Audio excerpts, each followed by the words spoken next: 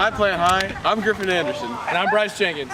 Welcome to the April edition of the Paw2Paw Show. We have a great academic themed show for you today, including videos about our Paw program, AVID class, student profiles, science projects, and more. Enjoy the show.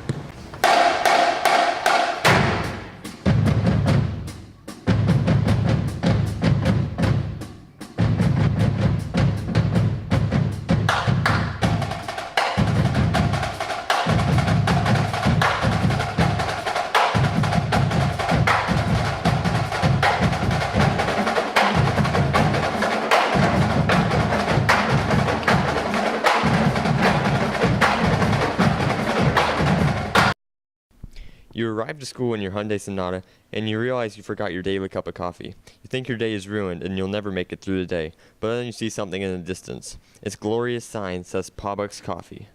Good morning, Panthers. I'm John Watson. Today we're walking to the Paw2Paw Coffee stand to see what goes on behind the scenes. Paw2Paw Coffee is run 5 days a week by special needs students, and as they sell more coffee, they're getting money for advancements in the classroom. We started Paw2Paw 5 years ago. Academic Foundation funded our bun machines 5 years ago. It started then, and we have been up and running. The students do deliveries to all of our staff here at Plant High School. Each period is marked. We label the cups so that they can have deliveries for each period. And the students can buy coffee in between classes. How do you benefit from working at Paw2Paw? I really want a job there. I want to really work hard so I can do great things and have fun and, live my life and do it all. It teaches the kids accountability, responsibility, breaking down all of the things that they break down at the end.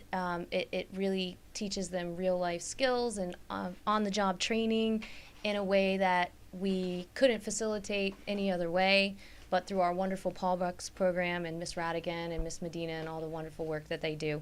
I just love how this amazing coffee stand is putting a smile on everybody's faces in the mornings. For Paw2Paw Coffee, I'm John Watson. Hello, I am Mackie Jones, reporting from the FTC State Robotics Competition in Fort Lauderdale, Florida. Let's go check it out.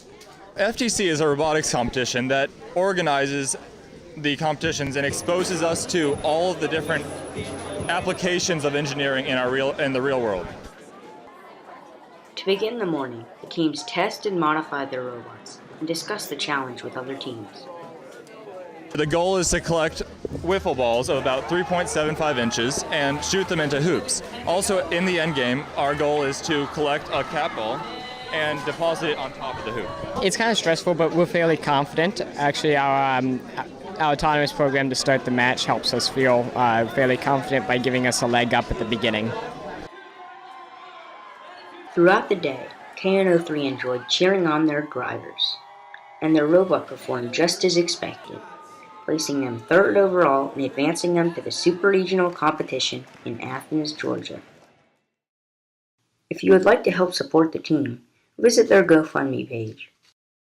As you can see, these robots are quite impressive, and Plant's hard work has paid off. This is Mackie Jones, signing off. Hey Griffin, have you been working on your college apps? Ugh, I don't even know where to begin. I wish I'd enrolled in AVID freshman year.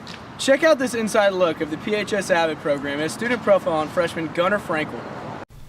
You've probably seen students walking down the halls with huge binders filled with organized notes and student aids. Chances are you might have been looking at an AVID student. So what exactly is AVID, and how does it help students with the confusing college application process? Let's hear it from Mrs. Houston herself.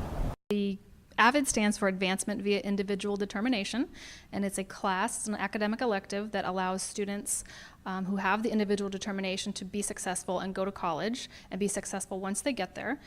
Really, AVID is just a class that helps me organize and my planner and stuff like that. It really helped me see what I need for college, what the GPAs are, what GPA colleges are looking for, what SAT and ACT scores are. So it's really been a big help for me. I jumped in this class with my boy Mello, you know what I'm saying, because I needed help with my AP classes to be organized, and AVID helped me out, and you know what I'm saying, my boy Mello told me to come and join the class, so I feel like a family, and I jumped in. Avid has honestly helped me with everything throughout high school. It's helped me with organization, time management, public speaking. We do a lot of group work, so I'm learning like how to work with other people, which is like a really important skill to have in college. We do everything from tutorials to group projects to Socratic seminars to philosophical chairs in class. Well, when I first came to Avid in freshman year, I came in unorganized and unready for high school and unready for anything coming with college. And Avid totally propelled me with huge acceleration to be organized, to focus, and to eventually end up getting into college and doing something with my life. Something I enjoyed through Avid is doing projects with my classmates because we get to learn and grow as teammates and also find different fundamentals that can help us grow and do group projects in college. More and more students are taking Avid classes each year, and it's proven to help with your college readiness. I'm Aline Otterstad. Peace out.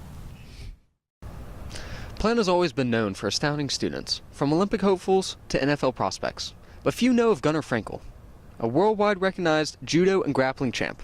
Today we got to meet Gunnar and to find out what makes him, him. Gunnar inspires me to do amazing things in my life. What do I have to say about Gunnar?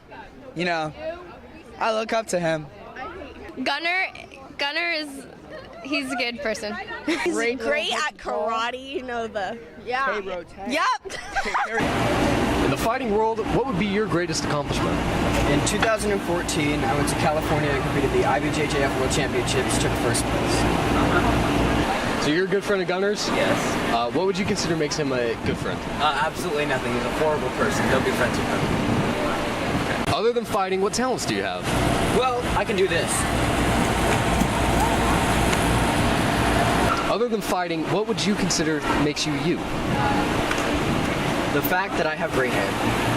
I love my hair. It's fair. Now let's get some first-hand experience on some of Gunnar's specialty moves.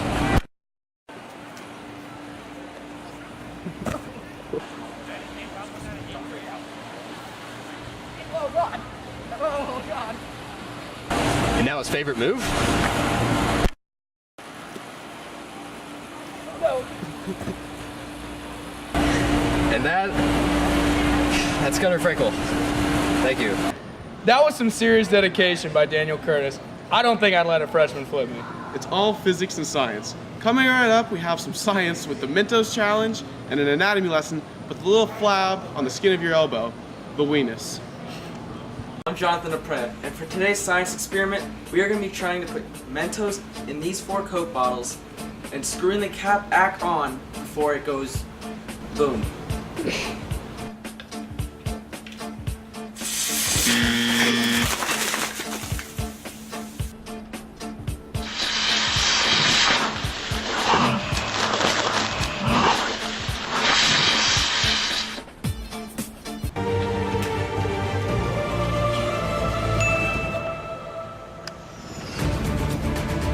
I did it.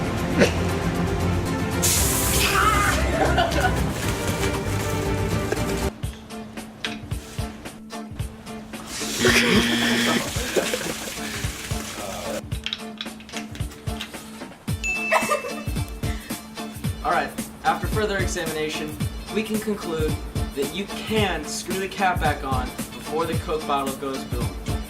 It's been real on Jonathan Apre's Science Lab. Thank you for watching.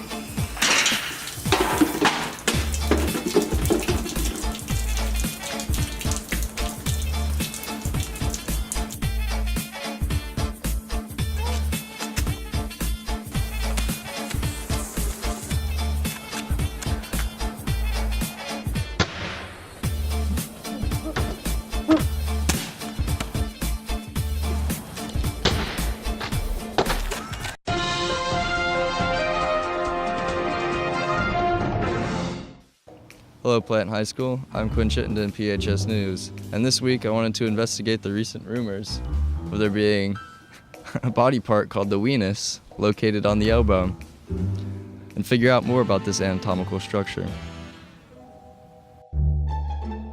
My first stop was to the infamous South Hall and to room 126, where I sat down with anatomy teacher Miss Rainbow earlier this week. I wanted to ask you first, What is the structure and function of the weenus in relation to the rest of the body?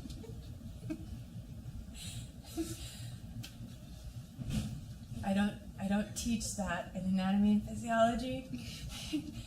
I'm aware that it's a flap of skin on your elbow. Beyond that, I am unsure, other than it's quite entertaining to play with. All right. Does the looseness of one's weenus impact regular movement? I would think that the looseness of the weenus probably does not impact movement, but it might make it more interesting to watch as it gets looser. Ms. Rainbow answered some of the mysteries about the weenus, but I knew there was more to this case. So I took to the halls of Plant High School to see what students had to say about this body part. What do you think about the weenus? I think it's ending of the elbow. Ending of the elbow. I Yes, think right it's here. a pretty nice thing that we're created with. I love it. Alrighty, thank you. Excuse me. What is your opinion on the weenus? What is that? Body part of the elbow. Part of the body. Thank you. All right. What do you think about the weenus? Jeez. It's like when you hit it, it just make you go nuts. Like, dang, why does this gotta be so ticklish or hurt so bad?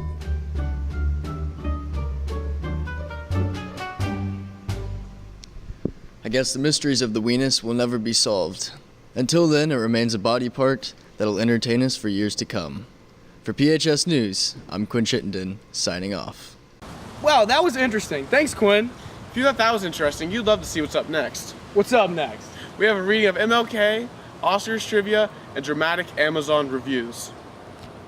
I have a dream that one day this nation will rise up and live out the true meaning of its creed.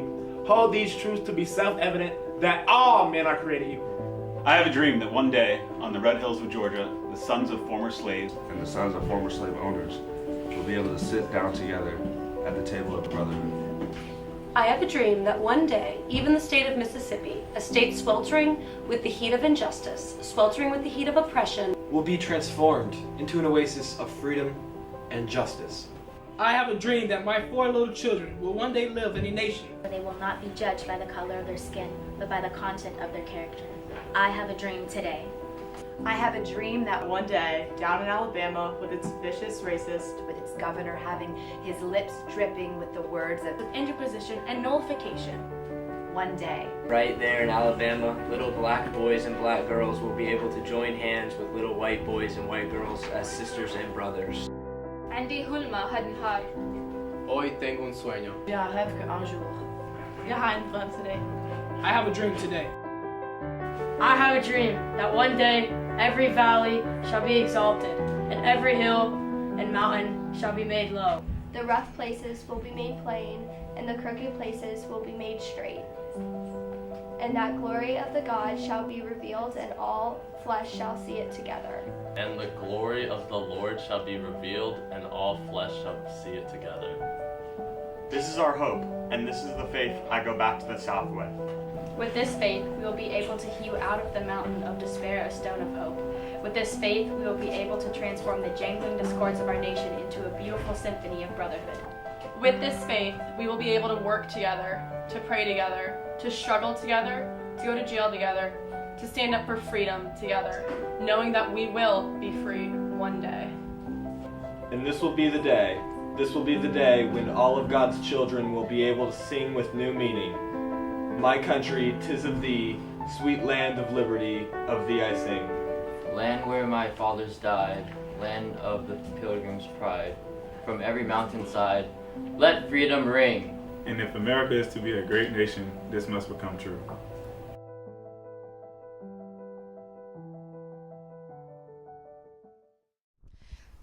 The 89th Annual Academy Awards is approaching, and I quizzed some Plant High students on Oscar trivia. Let's see how they did.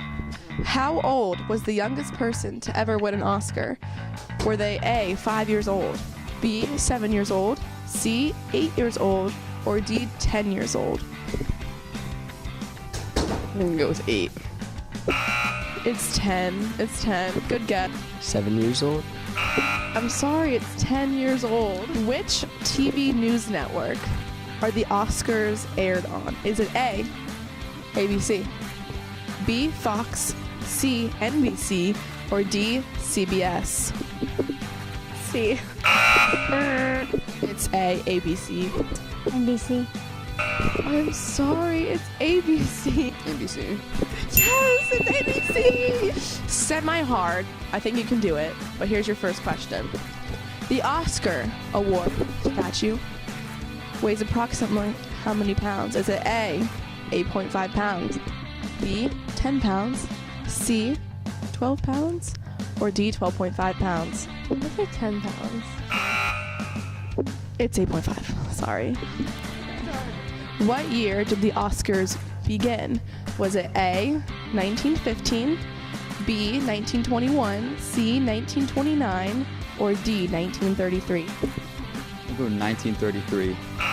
Another very good guess, but it's actually 1929. 1933. Sorry, it's 1929. Try. A, 8.5. Yes! Yes! My girl! Good job. All right. Make sure to tune in on Sunday, February 26th for the Night of All Nights, live on ABC.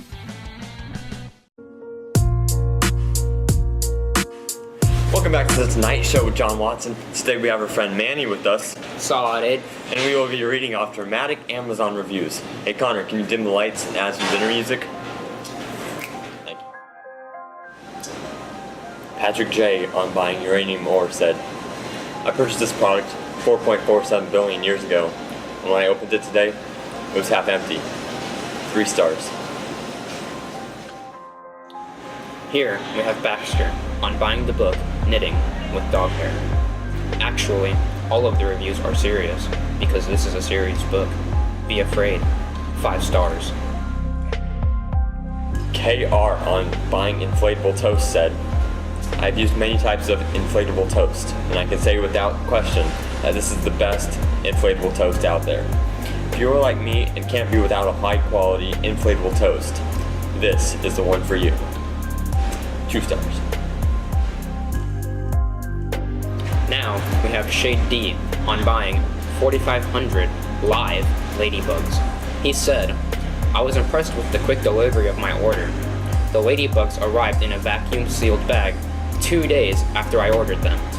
I was in desperate need for 3,800 live ladybugs, but they only came in bulks of 4,500.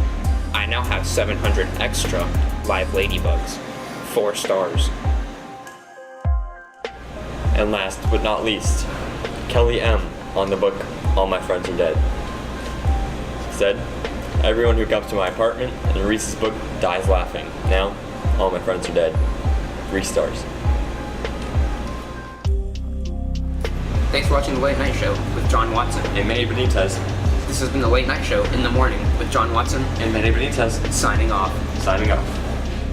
Huh, that was hilarious. That's all we got for you, Plant High. For Griffin Anderson, I'm Bryce Jenkins. Thanks for watching. We'll see you next time on the PHS Paw Show.